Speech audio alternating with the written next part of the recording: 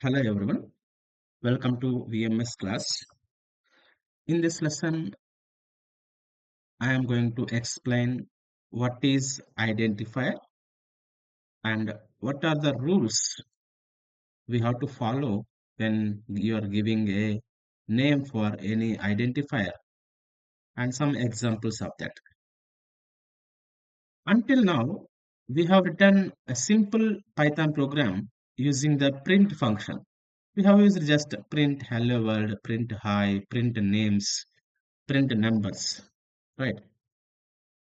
But imagine you are building a real application like employee management system, any banking application or hospital management system, any student portal you are going to build. How will you identify employees like employee names, student names, customer names, products? How can you identify all these items in your program? So we need proper names for that. Okay. We need proper names for that. In Python, these names are called as identifiers. Okay. In Python, all these names can be considered as identifiers. What is an identifier here? An identifier is a name given to a programming element. Here, many students are going to get confusion. They feel that variables are nothing but identifiers. Okay, no.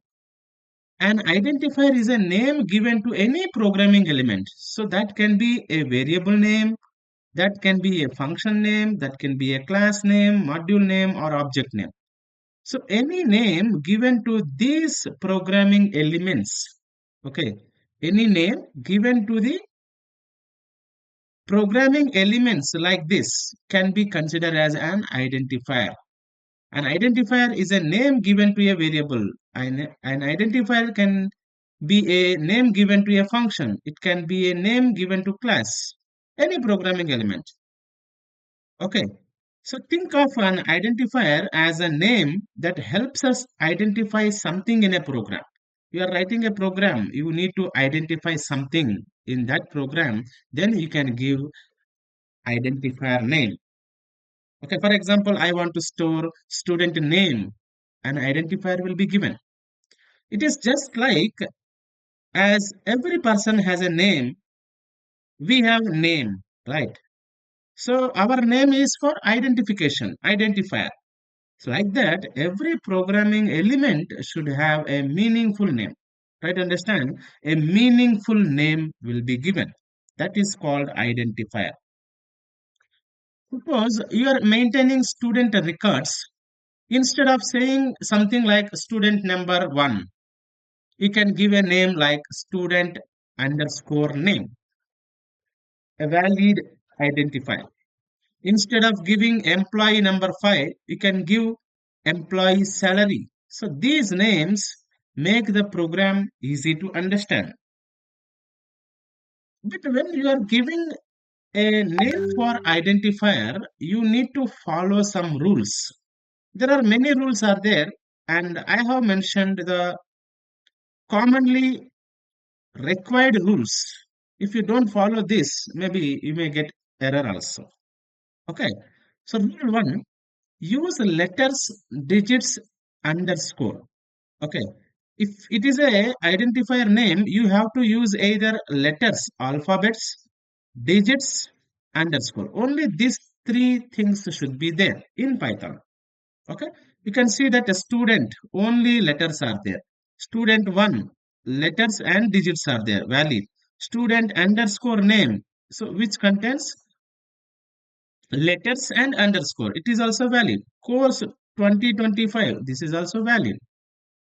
But some of the invalid identifiers are there. Student hyphen name. So this hyphen, except underscore, you should not give any other special character. Invalid. Okay, this is invalid. Student at a name. This is also invalid because of this special character. Student space name. Here also space is there. This is also invalid. Only you have to use letters, digits, underscore symbols. Okay, this is the first rule. And the second rule, the identifier cannot start with a number. So even though the numbers are allowed, but it cannot start with a number. For example, 1, 2, 3 student, it is invalid. Okay, in the rule 1, we mentioned numbers and alphabets can be allowed, but the number cannot be started, right? You can see that 1, 2, 3 student, it is invalid. If you want, you can give student 1, 2, 3, it is valid. Okay, you should not start with the number. 5 marks, this is invalid. You can give marks 5 instead. This is a correct way. Okay, cannot start with a number. Okay, this is another rule. The third rule we have learned in the previous lesson also, keywords cannot be used as identifier. Don't give the name of the keyword for any variable name, class name, module name, object name. Don't give the keyword. So we have if is a keyword, don't give this as an identifier name for invalid, while invalid, class invalid, because all these are keywords. Okay, keyword is nothing but the reserved word. So Python has already reserved these names for some specific purpose. So you should not give identifier name as keywords. Okay, don't give the keywords as identifier names. Okay, and rule 4 here, Python is a case sensitive programming language. So if you take a student, all are in lowercase letters, and S is uppercase, student. All are uppercase letters, student. Some are like lowercase and uppercase. All these are different. Okay, even though you can distinguish this one from these three, but these three are different. Okay, different. The reason is lowercase letters and uppercase letters are treated differently. So all these three are different identifiers. Okay, Python is a case sensitive programming language. If you take marks and capital marks, both are different. So this is different and this is different, not same. Okay, Python treats each one as completely different. Remember this point. And I have given some of the suggestions here when you are working with any application. For example, you are working in employee management system. The good identifiers can be employee underscore name, employee underscore salary for storing the salary, employee underscore ID to store the ID, joining underscore date, department underscore name. All these are good identifiers. If you are working in hospital application, patient underscore name, doctor underscore name, appointment underscore date, bill underscore amount. See that these are all good identifiers. And similarly in the banking application also, you can use account underscore number, account underscore balance, customer underscore name, transaction underscore ID. All these are good identifiers. The professional developers never write the identifier names like this A, B, C, X, Y. They won't give like this. They will always give a meaningful name for the identifier. Okay, they always use names that describe the purpose. For example, A equal to, if I say Bangalore, okay, this is not good identifier, though it is valid. Okay, it's a valid only, but it is not good identifier. So it should describe the purpose. Okay, so that's why instead of A, what you can give? You can give the location or employee underscore location equal to Bangalore. So it describes the purpose. Okay, maybe in our tutorials also, I will try to use sometimes this kind of simple variable names just to save the typing time. That's it. But in real time, remember you have to use the valid or good identifier names. Because, for example, I want to show you something x equal to 10, I will take instead of taking employee salary because this will take some time to type, right? So, to save the time, I will take a shorter names. That's it. But it is not recommended. Okay. Some of the good and bad naming of identifiers, you can see that bad ABC, X1, ABC, all these are a bad way. Okay, even though these are valid, try to understand, don't think that it is invalid. This is just a bad way of naming. Okay, A is valid, B is valid, C is valid, X1, ABC, all these are valid identifier names, but not recommended. And these are the good identifiers: total marks, employee salary, student name, bill amount, produce. So, if you see that this kind of variables or identifiers, if you take after 6 months, nobody knows that what this name belongs to. But if you give this kind of naming conventions, then one look is enough to understand the code, right? The industry best practices I have given: use this student underscore name, employee underscore salary, total underscore amount.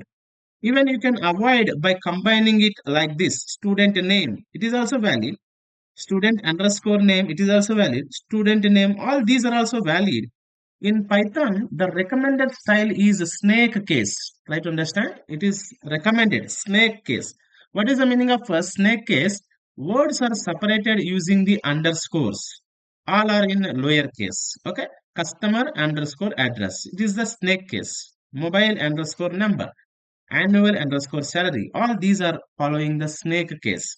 Python, most of the times, the professionals also suggest to use the snake case. So this is the naming style followed in most of the Python projects. Okay. Some of the common mistakes doing by the beginners, they will use spaces in between the identifier names. They will give like this: student space name. They are going to get error. Okay. Even we'll see in the next topic, variables. I will try to create some variables by giving some invalid identifiers also. Using special characters like this: students hyphen name, invalid; student at name, invalid. Using keywords if, class, while, all are invalid. So beginners can use this kind of keywords for identifiers. And using meaningless names. So although this is valid, but it is not recommended. Better you can use this kind of snake case type. There's a question here: which of these are valid identifiers? Student underscore name, it is valid because alphabets and underscores. Student 123, it is valid, but 123 student is invalid because it starts with the number. Student hyphen name is invalid because it has the special character. For is invalid because it is a keyword. Course underscore fee, it is valid. Okay. So a small task for you, you can identify whether the following are valid or invalid. So you please check the list of all these identifier names with a number. You can post in the comment what are the invalid. Okay, just post what are the invalid identifiers in this 10. Please comment.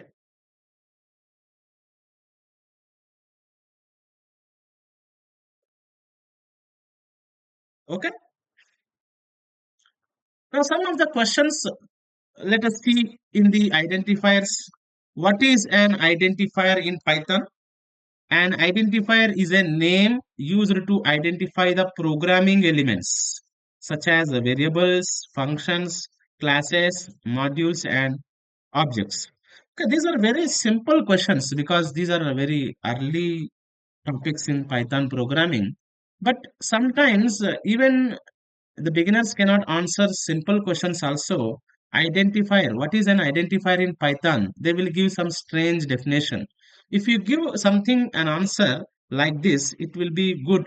Okay, the interviewers also can impress, right? An identifier is a name used for identifying the programming elements such as variables, functions, classes, modules, and objects, etc. What characters are allowed in Python identifier? Python allows the letters A to Z or lowercase a to Z. Digits are allowed. Underscores are allowed.